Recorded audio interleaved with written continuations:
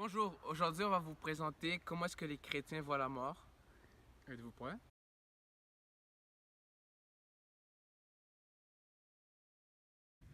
Selon la religion catholique, l'homme est composé de l'âme et du corps. L'âme est immortelle et rejoint Dieu à la mort, alors que le corps sera ressuscité à la fin des temps si l'on a bien agi dans notre vie, c'est-à-dire qu'on n'a pas péché.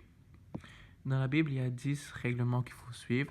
C'est en fait les 10 commandements qui sont, premièrement, tu n'auras pas d'autre Dieu que moi, tu ne te feras pas d'idole, tu n'utiliseras pas le nom de l'Éternel, ton Dieu, pour tromper. Observe le jour du sabbat. Honore ton père et ta mère.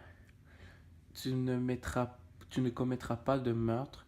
Tu ne commettras pas d'adultère. Tu ne commettras pas de vol. Tu ne porteras pas de faux témoignages. Et tu ne convoiteras pas.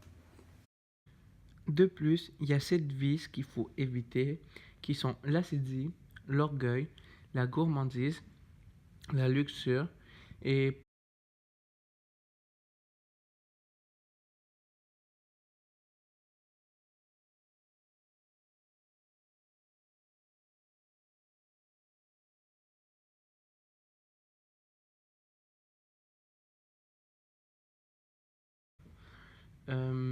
il y a aussi l'avarice, la colère et l'envie.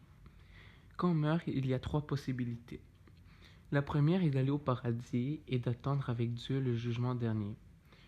On accomplit lorsqu'on a une âme pure. Donc, c'est-à-dire qu'il faut, si durant toute notre vie on fait des bonnes actions, on respecte la parole de Dieu, on ira au paradis plus tard.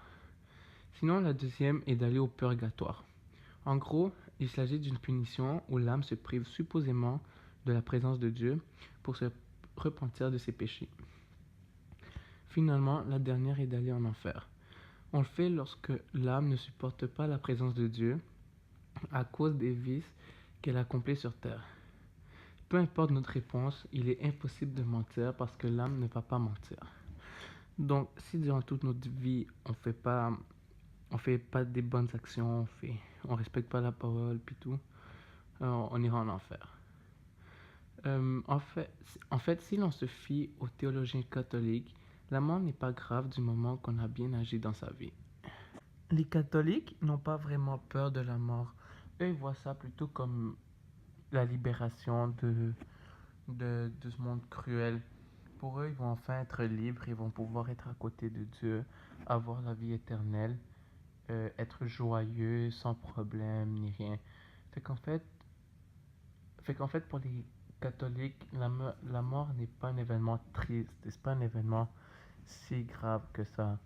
Oui, il y aura de la peine, mais après ça, il voit aussi comme quelque chose de positif. Ils vont dire qu'enfin leur proche est à côté de Dieu et dans une meilleure place que sur terre.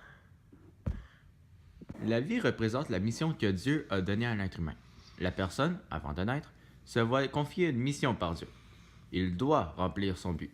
Dans la Bible, Jésus dit qu'une partie de cette mission est d'aller convertir et baptiser le plus de monde. La mission est une ligne directrice, mais nous pouvons aller au paradis sans l'avoir achevée. Jésus amène la personne décidée et la sauve. Il fait cesser les souffrances et donc lui rend service. La mort est triste, mais pas autant qu'elle l'est pour les athées, car la personne ira au paradis. Après la mort, si on a bien agi selon la Bible, on peut aller au paradis, où la vie parfaite éternelle nous attend. Si, pendant notre vie, nous avons péché sans nous repentir, l'enfer nous attend. Nombre de rites catholiques sont courants dans nos vies et plusieurs sont indispensables selon certains. Le but de ces rites est d'accompagner le passage de la vie au paradis. Tout d'abord, il y a les derniers sacrements ou encore l'extrême onction. Ceux-ci sont donnés par un religieux, que ce soit un prêtre, un curé, etc., peu avant le décès d'une personne. On peut aussi les accomplir durant la vie, chaque fois qu'il y a une chance que la personne décède. Le but est de purifier l'âme de la personne pour qu'elle puisse aller au paradis et ne doivent pas aller au purgatoire ou en enfer. On y accomplit la communion, la pénitence, la confession et l'accord de grâce par l'application de l'huile sainte. Il y a aussi la veillée funèbre. Il s'agit d'une vieille tradition où le corps est exposé durant 3 jours. C'est un peu comme dans les funérailles où le corps est exposé dans le cercueil. faut que ça dure 3 jours. On va placer le corps sur un lit et on va l'habiller de ses plus beaux vêtements. On va embaumer le corps pour être sûr qu'il ne se décompose pas. Et on va essayer de le rendre le plus beau possible. Un bénitier est placé proche du mort pour qu'on puisse le bénir. On y prie pour l'âme du défunt et on se recueille. Il y a aussi des messes et un code vestimentaire et de mise. Les vêtements doivent être sombres, si possible noirs. Dans l'ancien temps, des prêtres ou des moines étaient consacrés à ces veillées funèbres et pouvaient rester l'entièreté des 3 jours proche du mort. Aujourd'hui, un prêtre ne peut rester qu'une journée maximum. On y évoque le défunt, on se réunit en famille et finalement, on place le corps dans le cercueil pour conclure la veillée funèbre. Dépendamment du pays, le cercueil peut être en métal, comme par exemple aux États-Unis, ou en bois. Il est aussi admis de l'incinérer, bien que ce ne soit pas une pratique très acceptée dans l'ordre catholique. Progressivement, nous avons remplacé cette tradition par des funérailles, bien qu'elles soient toujours présentes, par exemple dans les milieux ruraux de France ou du Québec. Le troisième rite est la cérémonie religieuse à l'église. On y bénit le mort, on le purifie, on allume des cierges, c'est-à-dire des bougies. Puis, plusieurs personnes sont invitées à prendre la parole pour présenter le défunt. Ce sont généralement des membres de sa famille qui vont parler de comment ils l'ont aimé, quelle bonne action il a accomplie. On prie par la suite pour le salut du mort et finalement le prêtre prononce un discours sur le mort. Encore une fois, on va essayer de résumer sa vie et de le faire paraître comme étant un surhomme, quelqu'un de très bien. Finalement, il y a l'enterrement. Il s'agit d'un, sinon le rite le plus important de la foi catholique. La famille s'y ressemble et l'on s'y recueille. On lit des prières ou des textes personnels. Le prêtre va bénir le mort et encore prononcer un discours. Puis on descend le cercueil dans le caveau. Il est possible aussi qu'on ne descende qu'une urne ou qu'on ne descende rien. Il est possible aussi qu'on fasse la cérémonie juste pour la signification symbolique. La Bible parle de la mort, mais aucun texte ne parle de la mort exclusivement. L'Apocalypse, le livre parlant de la fin du monde, nous parle que très légèrement de la mort. On y décrit la mort du dernier humain et la bataille entre le bien et le mal, où le bien l'emporte, bien évidemment. Les corps, après la bataille, seront ressuscités et fusionneront avec l'âme. Par la suite, tous les hommes seront jugés et Dieu racontera chaque bon acte de tous. Cet événement durera 50 000 ans et après, tous resteront avec Dieu pour l'éternité. Il y a aussi la mort de Jésus ainsi que sa résurrection. Jésus, après avoir été crucifié, sera mis dans une crypte. Au bout d'un certain moment, Jésus ressuscite et va enseigner plusieurs leçons à ses disciples avant de mourir encore une fois. Il n'y a aucun rituel de vraiment imposé. Chacun peut suivre vraiment ses propres rythmes. Parce que l'affaire, c'est que là-bas, c'est majoritairement protestant. Donc, l'Église catholique n'a pas un gros pouvoir. Et donc, la crémation est relativement bien acceptée. Au contraire d'ici, ou dans des pays plus catholiques, c'est beaucoup plus haï, mettons. En Europe, l'influence et l'implantation ou non de la crémation varient énormément. En Europe du Nord ou de l'Ouest, environ 50% de la population se font brûler quand ils meurent. Parce que c'est surtout des protestants, alors qu'en Europe du Sud, par exemple en Italie, c'est pas plus de 5%, bien explicable par le fait que ce soit surtout des catholiques qui soient là-bas. Le Danemark a le plus haut taux d'incinération en Europe avec 72% et sa capitale arrive à 95%.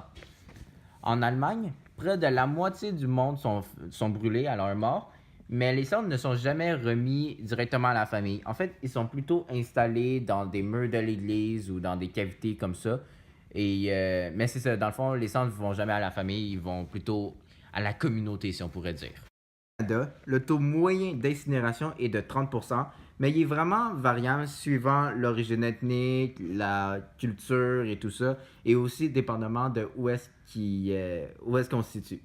Par exemple, elle est plus faiblement utilisée chez les agriculteurs ou les les personnes suivant un mode de vie plutôt religieux, parce que bien entendu, la religion catholique n'aime pas beaucoup ça. Sans vraiment la diaboliser, c'est pas vraiment un mode de décès très aimé par les catholiques. Mais par contre, chez les classes défavorisées, l'affaire, c'est que ça coûte beaucoup de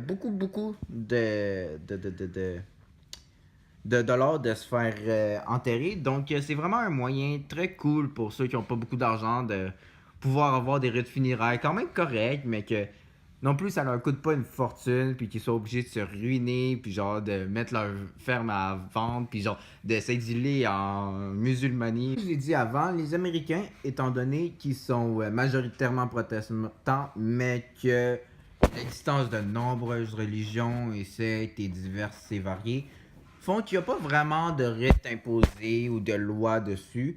Donc chacun peut vraiment faire ce qu'il veut pour ces rites funéraires. Il y a 2,1 millions d'Américains qui meurent chaque année. Et le coût d'un service, dans le fond, d'un enterrement, c'est entre 5 et 7 000 dollars américains, bien entendu. Il comprend l'ensemble des services, l'embaumement, l'intervention esthétique, le local, les services, tout ça, qui dure de 3 à 4 jours.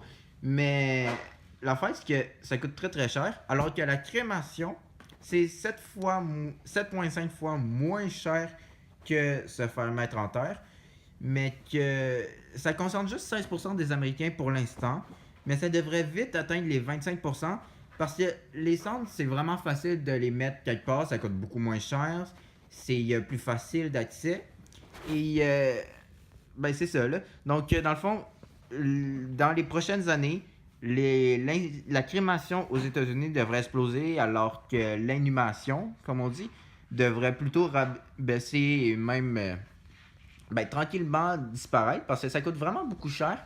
Alors que genre la crémation, c'est pas si cher en tant que tel. Donc voilà. Donc, comme j'ai dit plus tôt, les catholiques n'ont pas peur de la mort. Eux, chaque jour, ils vivent comme si c'était leur dernier jour. Ils font des bonnes actions, ils prient, ils s'amusent. Ils font tout ce qui est bon, ils font rien de mal. Car personne ne sait c'est quand qu'ils vont mourir exactement. C'est seulement Dieu qui sait quand et à quel moment ils vont mourir. Donc eux, ils sont tout le temps prêts à justement affronter la mort. Ils sont pas tristes ni rien. Eux, ils voient ça, comme je dis, comme une libération, la libération de ce monde.